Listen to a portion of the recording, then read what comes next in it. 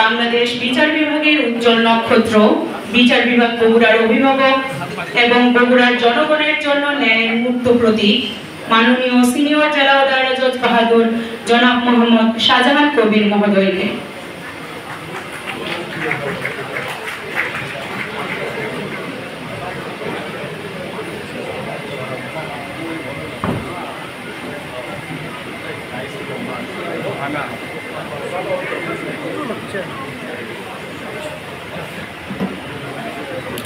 বিসমিল্লাহিররহমানিররহিম। জাতীয় legal act দিবস 2025 উপলক্ষে আয়োজিত এই অনুষ্ঠানে আমাদের সহকারী সম্মানিত বিচারকবৃন্দ, লার্নেড এডিশনাল ডিস্ট্রিক্ট ম্যাজিস্ট্রেট, অতিরিক্ত পুলিশ সুপার, আমাদের বগুড়ার ঐতিহ্যবাহী বারের সম্মানিত secretary, learned public prosecutor, learned complaint leader, বারের প্রেসিডেন্ট,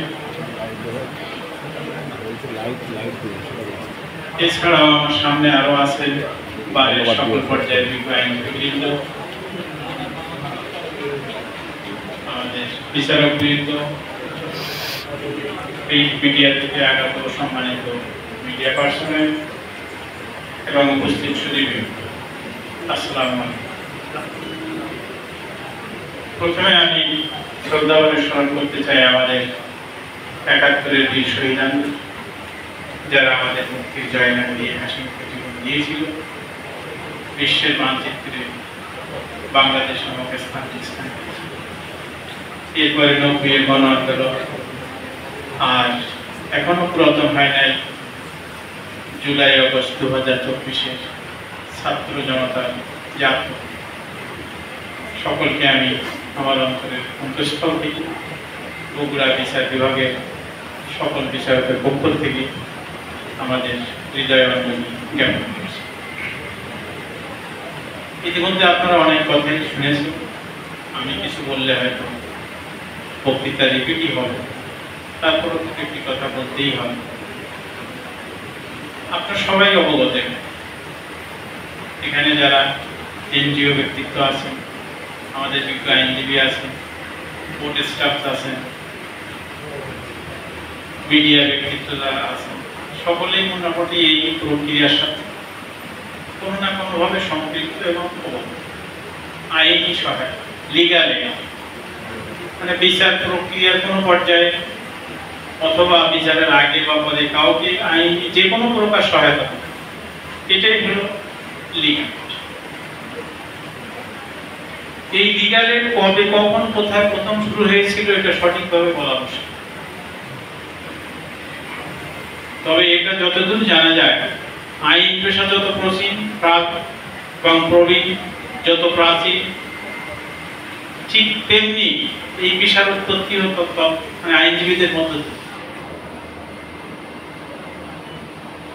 আমি প্রথমেই একটা কথা বলতে চাই, আমাদের বারের বিজ্ঞ প্রেসিডেন্ট মহোদয় বলছেন যে এই ধরনের কার্যকলাপের সাথে আমাদের ধর্মীয় সেন্টিমেন্ট, উনি খুব সঠিকভাবে বলেছেন। আমরা যে ধর্মেরই লোক হই, দেখবেন ধর্মের সাথে ন্যায় বিচার ওতপ্রোতভাবে জড়িত।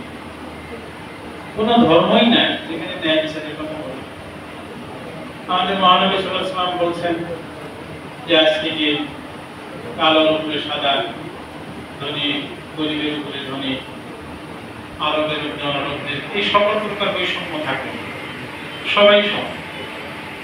প্রকৃষ্ট উদাহরণ আমি পেশ করি, মসজিদে কিন্তু কেউ কে গরিব, কে নোংরা কাপড়, কার পাঞ্জাবি আরঙের ব্র্যান্ডের না, এটা কিন্তু দেখা হয়। কেউ বলেও না যে তুমি পিছনে দিন। এই যে মহান ধর্ম, এটা কিন্তু প্রচলিত। এই ধর্মের সাথেই দেখবেন আমাদের কোরআন শরীফেও আল্লাহ পাক বলছে যে তুমি সত্য কথা বলো, নিজের বিরুদ্ধেও সাক্ষী, যাতে সত্য প্রতিষ্ঠিত। সত্য প্রতিষ্ঠিত মানে কি? ন্যায় বিচার। ধর্ম এবং ন্যায় এই দুটো যেমন জড়িত, বিচার পাওয়ার অধিকারও তেমন। আমরা যদি বৈদিক ধর্মে যাই, সেখানেও কিন্তু একই কথা বলে। পবিত্র গীতায় বলা হয়েছে যে প্রজার কল্যাণের উপরে রাজা, পিতা মাতার কল্যাণের উপরে সন্তানের, দরিদ্র নিঃস্বের কল্যাণের উপরে ধনীদের দায়িত্ব নির্দিষ্ট করা। তাছাড়া ভগবান শ্রীকৃষ্ণ তো বলছেন যে ধর্ম সংস্করণার্থে আমি সম্ভব, আমি যুগে যুগে আবির্ভূত, মানে যখন ধর্মের অধর্ম, এই বৌদ্ধ খ্রিস্টান একই কথা, অর্থাৎ ধর্ম এবং ন্যায় বিচার একটু সমান্তর। কিন্তু বিচার পাওয়ার এই যে অধিকার, ওই ন্যায় বিচার থেকে বিচার পাওয়ার অধিকার, এর পথ সবসময় যুগে যুগে অনেক সময় বন্ধ হয়ে গেছে। দরিদ্র নিঃস্ব মানুষ বিচার বঞ্চিত হয়েছে। একটা কথা মনে পড়ে, আমাদের প্রাক্তন প্রধান বিচারপতি ব্যারিস্টার হাবিবুর রহমান স্যারের একটা বইতে পড়েছিলাম যে তুর্কিরা যখন এদেশে প্রথম আসে, অর্থাৎ 1207 সালের আগ পর্যন্ত, তখন মানুষ এই বিচারকেই ধর্ম বলত। এখনো দেখবেন অনেক ইন্ডিয়ান সিনেমা টিনেমা বা বাংলায় আছে ধর্মাবতার, ধর্মালয়, এসব শব্দগুলো ব্যবহার করা, এটা এমনি এমনি না, ঠিক ওই কাল থেকেই এগুলোর প্রচলন আছে। আমাদের টিএমএসএস নির্বাহী উনি বলছেন যে ব্যাবিলন শহরের 29 দিনে সেই বিচার গ্রামের বৃদ্ধ মানুষদের নিয়ে বসা হতো, 3 সদস্য ছিল, লাইক আওয়ার ভিলেজ কোড। কিন্তু এখনকার ভিলেজ কোড এরকম না। তো ভিলেজ কোড অর্ডিন্যান্স হওয়ার আগে যে কোডগুলো বসতো, ইনফর্মাল গ্রাম পঞ্চায়েত, যেগুলো আইনি কাঠামো ছিল না, ওইটাই ছিল প্রকৃত অর্থে আমাদের গ্রাম পঞ্চায়েত বা ভিলেজ। সেখানে গ্রামের মুরব্বীরা স্থান পাত, ভালো সৎ নির্যাতন থাকতো, একটা বিচার হয়, মানুষ কম বেশি পাইত, অনেকটা এডিআর সিস্টেম, উইনো ইন্ডিয়ান, মানুষ মেনে নিত। তো আইনি কাঠামোর আওতায় যখন আনা হয়েছে, তখন আর জোট বিচারে পরিণত হয়েছে, বিচার আর বিচার নাই। অনেকে আমরা তো প্র্যাকটিক্যালি দেখি, যখনই ভিলেজ কোর্টে দিতে যাই বলে না স্যার এখানেই থাকে। আবার অনেকে আমরা দিলাম না স্যার দিয়ে দেন, দুই দিকেই থাকে, সেটা অন্য জিনিস। এইভাবেই এই আইনে বিচার পাওয়ার অধিকার যুগে যুগে, কখন থেকে কখন কিভাবে এটা বলার অবকাশ, তবে সব সময় এবং বিচারের বাণী মাঝে মাঝেই রুদ্ধ হয়েছে। আপনারা রবীন্দ্রনাথের কবিতাতেই পড়েছেন, প্রতিকারহীন শক্তের অপরাধে বিচারের বাণী নীরবে লিখিতে কান। খুবই সত্য কথা। তো সেই ধর্ম, সেই ন্যায় বিচার আর বিচার পাওয়ার অধিকার, আজকের দিনে তাৎপর্য হয়ে যায় বিচার পাওয়ার অধিকারকে প্রশস্ত করে।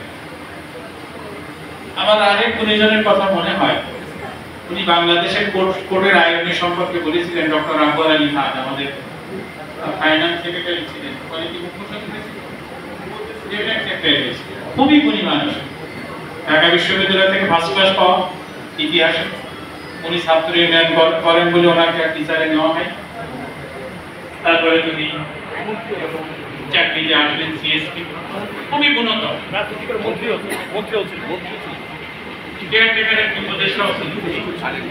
তো উনি বাংলাদেশের কোর্টের আইন সম্পর্কে একটা লেখায় লিখছিলেন যে the irony of Bangladesh court. He said the Bangladeshi courts are exclusively preserved by the rich person. The access to justice for the poor people is totally narrow and mostly stopped.